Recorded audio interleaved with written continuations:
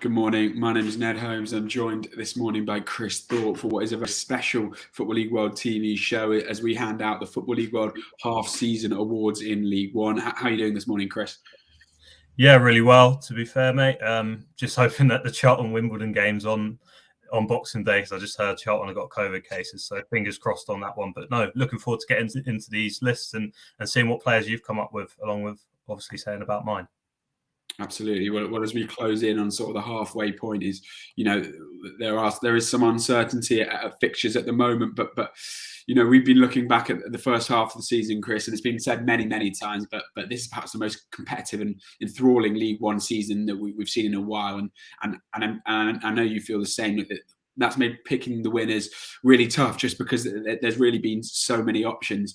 Before we get started, of course, as always, just a reminder to sort of click like on the video on YouTube and subscribe to Football League World TV channel on YouTube as well.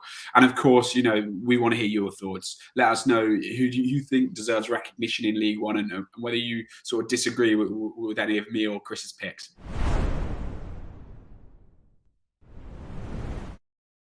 We start then, Chris, with the best signing award.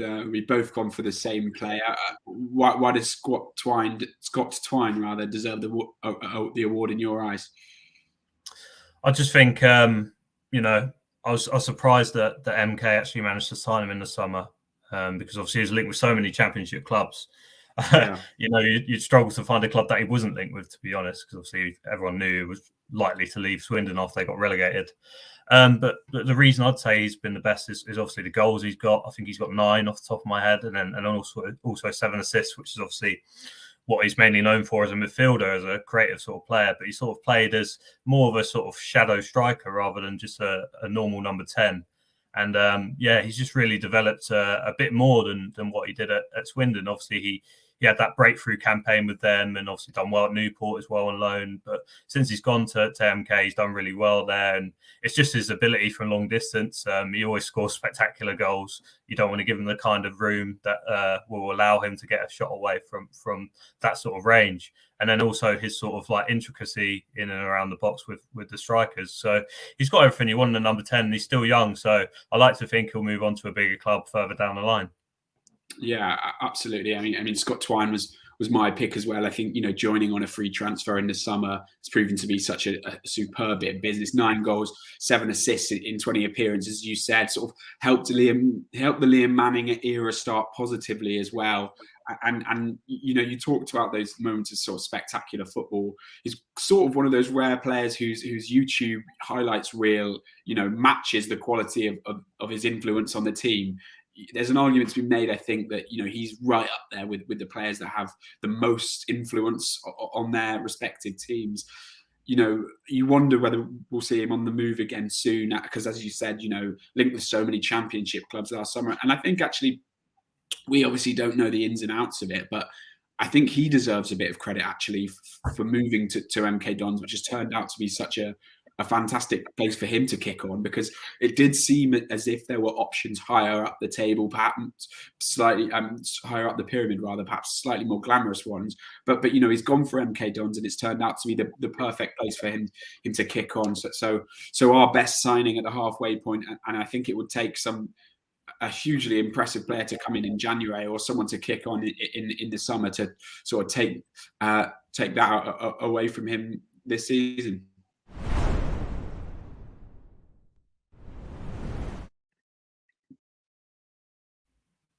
So I think I lost you there for a minute, but we'll move on to our next award now, and that's the breakthrough star. And as previously, it's a player that we both found sort of impossible to ignore, Chris, isn't it? Yeah, we've gone for Dan Neil at Sunderland. For a young lad to come into, what is a pretty experienced Sunderland squad and make the impact he has, and keep some more experienced players out of the starting 11 is brilliant. I know Sunderland fans love to have their own homegrown lads in the team and coming through, like we've seen with Jack Diamond. Obviously, he's gone out on loan this season, but Dan Neil's definitely not one they're going to loan out anytime soon. And they're really sort of starting to build the team around him, if you like. And obviously Lee Johnson's really bought into what he can offer to the team. And yeah, he's just going to go from strength to strength, and obviously he could have a promotion on his CV by the end of the season if things go well for Sunderland and they achieve that target that they already have. So yeah, it was impossible to overlook him, really, mate. I don't know about you. Yeah, absolutely. I mean, I think he's a player that Sunderland fans were excited about for some time, really, and we're really seeing exactly why they were so sort of calling for him to and other young players to get a chance in the side under Phil Parkinson. You know, I think there's been points when Sunderland fans have been unhappy with Lee Johnson in his tenure, but there can be no real complaints, I don't think, about the faith he's put in young players. Callum Doyle was another player I considered, but as you say, Dan Neil, I think it's 3 goals, 8 assists now from that deeper midfield role. He looks a real quality player at League One level already. I don't think he provided that sort of key moment, the assist for Nathan Broadhead's game, a goal at the Emirates yesterday as well. And I think a massive year for him, and he looks set to be vital to their promotion push as the season wears on. And Sunderland will hope that they see him sort of grow in a red and white shirt over the next 3 seasons as well. Well, just before we move on to our sort of surprise package award, just League One clubs to get your suggestions in for who you think should be nominated or win these sort of half-season awards. Chris, as I said, we move on to the surprise package, and for the first time, we've gone for sort of different players on this list. Who have you gone for and why? Yeah, obviously my bias is showing here. I've obviously gone for Wimbledon's Anthony Hartigan. Player I know really well, obviously supporting the club. He started training with us when he was only 16.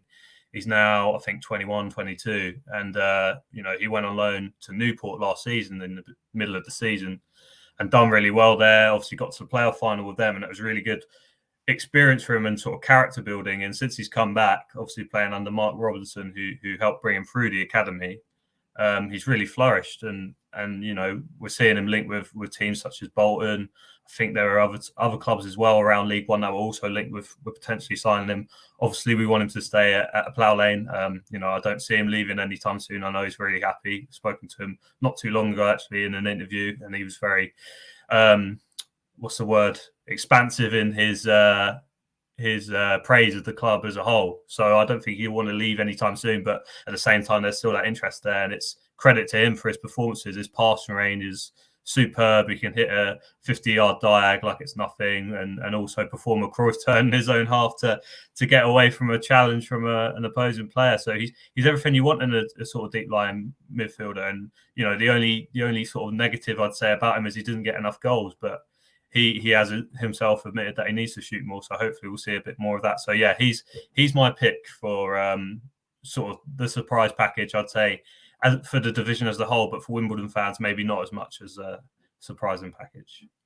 Absolutely, certainly some exciting sort of young players coming through at Wimbledon, and Hartigan among those. My surprise package, another young midfielder, is 20-year-old Fleetwood midfielder Paddy Lane. Only arrived from non-league side Hyde United in the summer, but has managed that sort of step up in quality magnificently and thriving really in League One. Cemented his place now as a sort of regular starter and added a goal and 7 assists in 18 appearances for Fleetwood. And I think that's hugely impressive given, they're really just starting to turn things around in their season recently and haven't been in the best of form. I think his quality is even seen and recognised on the international stage, a call up for Northern Ireland under 21s. And I think it's just, he's obviously a player with a lot of talent when they brought him in from Hyde United, but I don't think anyone was expecting the sort of impact that he's had it as quickly as he's had it, and I think he deserves a huge amount of credit for that, and that's why he's won my sort of surprise package.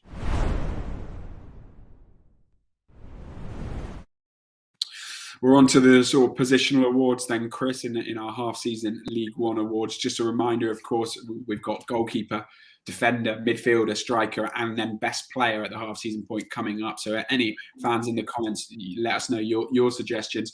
Chris, we'll start with the goalkeepers. Another unanimous decision for me and you. Just how good has Gavin Bazunu been for Pompey this season? Yeah, superb. To fill the gloves of Craig McGillivray, who's obviously moved on to Charlton. was a tough ask for anyone, even the more experienced keepers. But Bazunu and his first sort of proper high-profile loan away from Manchester City is really thrived, to be honest. Whether it's shots low down from close range or even long range strikes, he can deal with all of it. Also a very good commander of his box, and obviously been recognised for that at national level for the Republic of Ireland. So he'll certainly be impressing Pep Guardiola, I'm sure. Whether he can dislodge Edison anytime soon, I'm not so sure on that one. But at the end of the day, to be so young and to go into a big club like Pompey and make the impact that he has, you have to take your hat off to him. He's the choice that we just couldn't overlook. Absolutely. I think for me, as you touched on it there, Pompey, a big club at this level, and certainly one that, while that there seems to be a lot of backing behind Danny Cowley from the fans now, that they haven't been fully convinced this season that it's been rocky at points, and for a 19-year-old, that's not that a particularly easy place perhaps to sort of really cut your teeth. And 9 clean sheets in 20 games, helping them concede the 4th fewest goals in the division, and regularly producing, as you said, some hugely important saves. Looks a player with a very bright future, and I think we can sort of safely assume this might be the only season we see him play in the 3rd tier, but certainly a pleasure to watch him at League One level this season, and a deserved winner for our best goalkeeper at the half-season point. Our focus next is on the Best Defender award, and we've had a comment in actually from Blue Army. He thinks Ipswich Town's George Edmondson deserves to win the award. It's certainly impressed at Portman Road since joining from Rangers. Chris, George Edmondson, not your pick. Who have you gone for? No, I've gone for Joe Jacobson. Obviously great defender, solid as well, but you can't overlook the sort of influence he has in the final third. So maybe I'm cheating a little bit on this category, but he's literally the set piece king of League One. Whether it's free kicks, corners, or penalties, he's always on them, and he's the one that usually comes up with the goods for Wycombe when they need him most, to be honest. Annoyingly, he scored a 96th minute penalty against Wimbledon earlier this season. So I sort of have a reason to pick him based on what he's done recently as well. So he's sort of in my head already, if you like. But no, he's been crucial for them, and even in the Championship, he still performed really well. And I just think without him in the team, they wouldn't be as much of a threat because of what he can do from those set piece situations, but also obviously being solid down that left hand side when he's coming up against wingers who may be quicker than him, may cut inside. He can deal with it all. So yeah, that's why I had to pick him. Absolutely, it's been another impressive season for Joe Jacobson, and he's certainly helped Sam Vokes settle at Adams Park. My picks: Jack Watmore at Wigan. I think a name that could have been in the best signing argument for me. The Latics obviously spent quite a lot in the summer, but have made a phenomenal turnaround, going from relegation battlers to title challengers, and the newfound their defensive backline, I think, is a key part of that. 77 goals conceded last year, but just 20, which is the 2nd fewest in the division. As we close in on the halfway point in the season, and his presence has been part of why a constant presence at the back, dominant aerially and on the ground, and I just think of so important to that Wigan backline, which is helping the Latics really push right for the title and automatic promotion to the Championship. So a player that I couldn't overlook.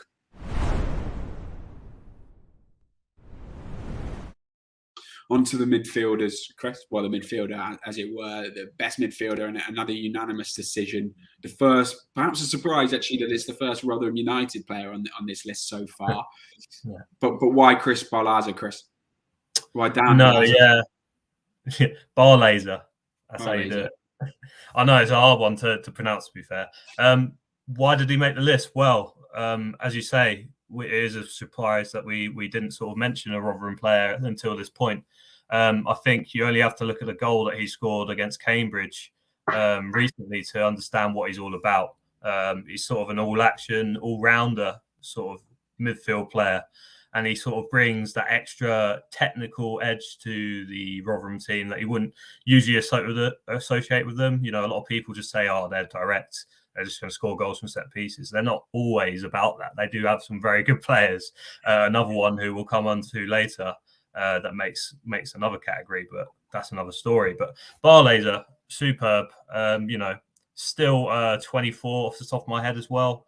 I still think that he might have another big move in him further down the line. So watch this space. Rotherham United might not be able to hold on to him for much longer if he continues in this form.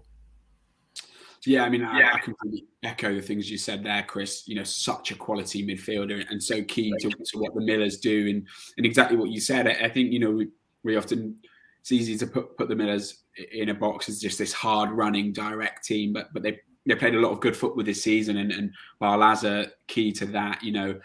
Add to the fact as well, I think he's been a player, I guess, that we've been a fan of for a little while, but this season he's added that extra dimension to his game, as you said, contributing more in the final third, 6 goals, 6 assists already.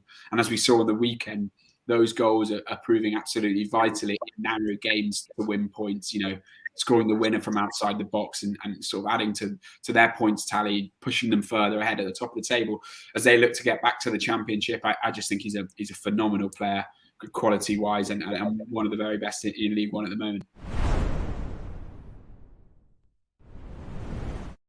We're on to our second last category then, Chris. It's the best striker, and we've gone for different players for this one.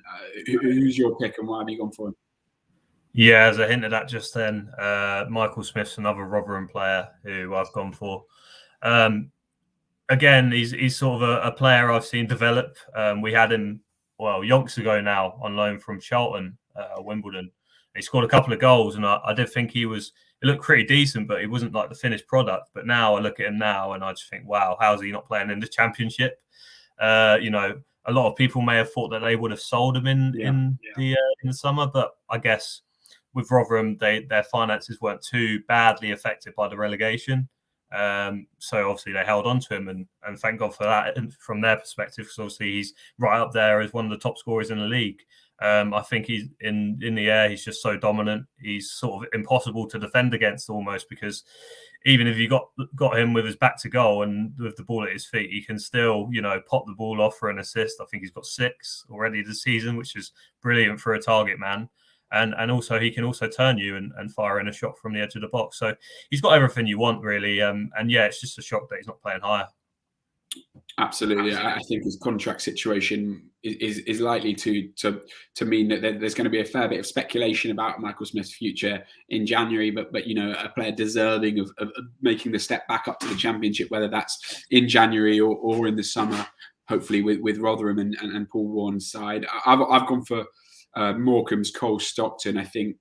I know you're a huge fan of him as well. He obviously fired the Shrimps to promotion last season, helped them make a bit of a fairy tale start to the campaign, though obviously now they're back down battling relegation. I think it just, the stats on this one speak for themselves, and he's obviously the top scorer in the division, but no players, 13 of his team's 29 goals, that's 45% of them this season. I mean, not pulling any punches at Morecambe or anything, but it's all made all the more impressive given the side that he plays for and where they are in the division. Obviously newly promoted and a shock promotion to League One. Really, I think the man they call Goal Stockton, phenomenal start to this season, and perhaps in previous years hadn't really cracked League One when he'd got a chance of it, but showcased clearly his quality this season. And I think a player that is rightly sort of taking a lot of the headlines and a player a lot of people are talking about, and not just for that phenomenal goal from inside his own half to win a local derby, but certainly a deserving player for me to be named the best striker in League One at the half-season point. Our final award of the morning then, Chris, and it's the big one, the League One half-season award, Best Player Award. Who have you gone for and why? Stockton, as it goes. As you said before, I am a big fan of him. I couldn't overlook him for any of the categories. I had to pick one, and obviously I just thought best player. Sort of going off what you said there, Ned. Morecambe aren't the best side. There's no disrespect to them. They have got one of the lower budgets in the division.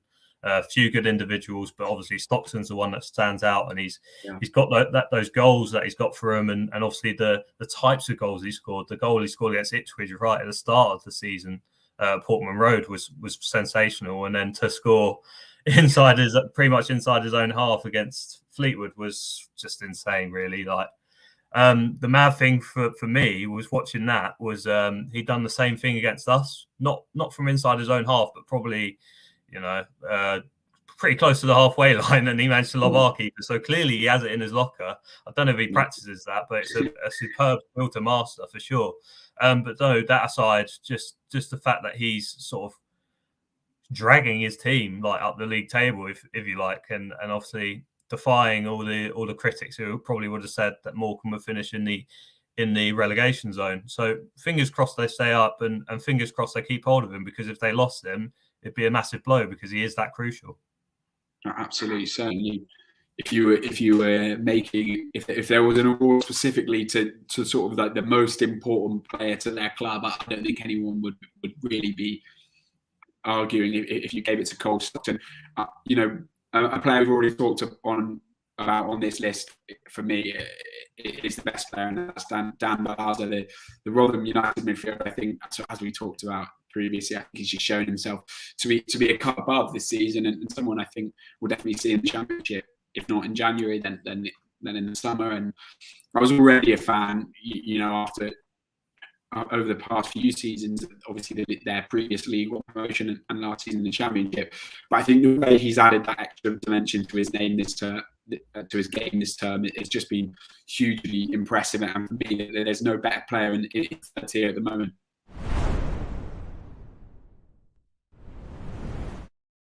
Well, that's all from us for the League One half-season award. So there is another show on League One TV later today. It's at 2:30 p.m. Alfie Burns will be your host for the debate, with Barnsley's hopes of avoiding relegation at the topic. I'll be back here tomorrow with Chris again for the League Two half-season award. We'll break down who we think that the sort of players that deserve recognition in the fourth tier are. But for now, just to say thank you, Chris, and thanks everyone for watching.